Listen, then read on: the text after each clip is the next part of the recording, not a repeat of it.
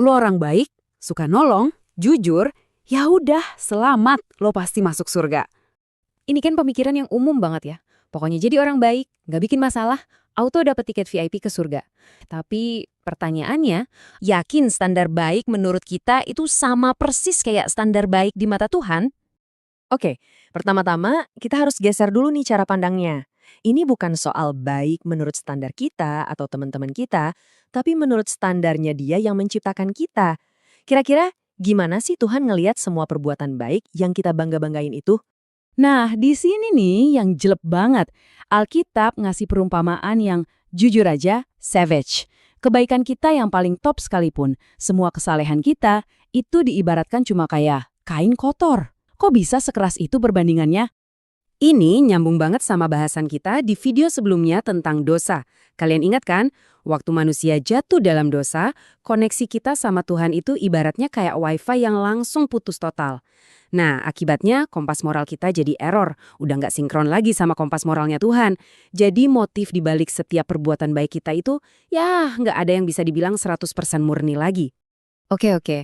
Kalau kebaikan terbaik kita aja levelnya kain kotor, terus standar yang beneran buat bisa masuk surga tuh setinggi apa dong? Spoiler alert ya, tinggi banget. Bahkan bisa dibilang levelnya mustahil buat kita capai.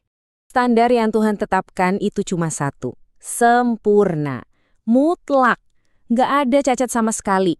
Contoh paling gampangnya, ya 10 perintah Tuhan ini. Dan ini bukan sekedar checklist yang bisa dicentang asal-asalan loh, aturannya super ketat. Salah satu aja, ngelanggar satu perintah aja, itu dianggap gagal semuanya. Berat kan? Coba deh kita lihat salah satu case study dari Alkitab. Ada seorang pemuda kaya yang kalau kita lihat CV kebaikannya, itu udah S tier banget. Nilainya A++.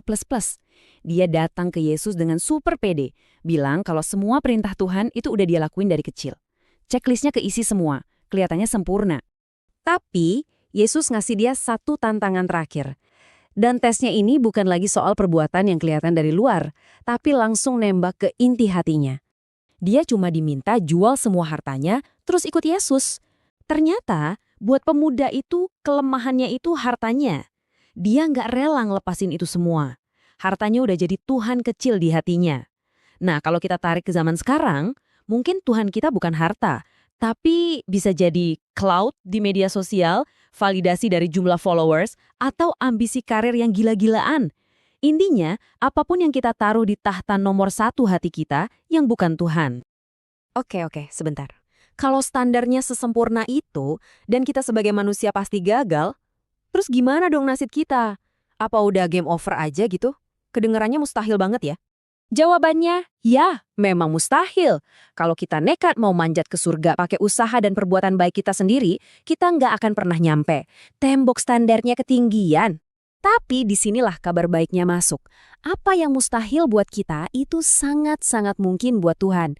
Dia tahu kita nggak bakal sanggup, makanya Dia sendiri yang turun tangan nyiapin jalannya buat kita. Dan inilah solusi dari Tuhan. Namanya keselamatan. Penting banget buat kita ngerti, keselamatan itu bukan gaji yang kita terima karena kita udah kerja keras berbuat baik, bukan. Keselamatan itu murni hadiah, sebuah anugerah yang harganya udah dibayar lunas sama Yesus di kayu salib. Tugas kita cuma menerima hadiah itu dengan iman. Oke, sampai di sini mungkin ada yang mikir, kalau gitu buat apa dong kita susah-susah berbuat baik? Nah, ini pertanyaan yang bagus banget. Jadi kita rangkum ya, biar jelas. Poin pertama, perbuatan baik itu bukan tiket ke surga. Kenapa? Karena standar Tuhan itu kesempurnaan dan kita nggak akan pernah sanggup. Poin kedua, keselamatan itu murni hadiah gratis dari Tuhan yang kita terima lewat iman kita kepada Yesus. Nah, terus poin ketiga, perbuatan baik itu buat apa? Inilah jawabannya. Perbuatan baik itu adalah wujud ucapan terima kasih kita karena sudah diselamatkan. Jadi urutannya dibalik. Bukan berbuat baik supaya selamat, tapi berbuat baik karena sudah selamat. Ini benar-benar mengubah cara pandang kan? Jadi, aku mau tinggalin kalian dengan satu pertanyaan buat direnungkan. Kalau keselamatan itu adalah hadiah paling berharga yang pernah kamu terima, hadiah yang sebenarnya kita sama sekali nggak layak dapetin tapi tetap dikasih cuma-cuma, seberapa besar sih terima kasih yang mau kamu tunjukin lewat cara kamu hidup setiap harinya?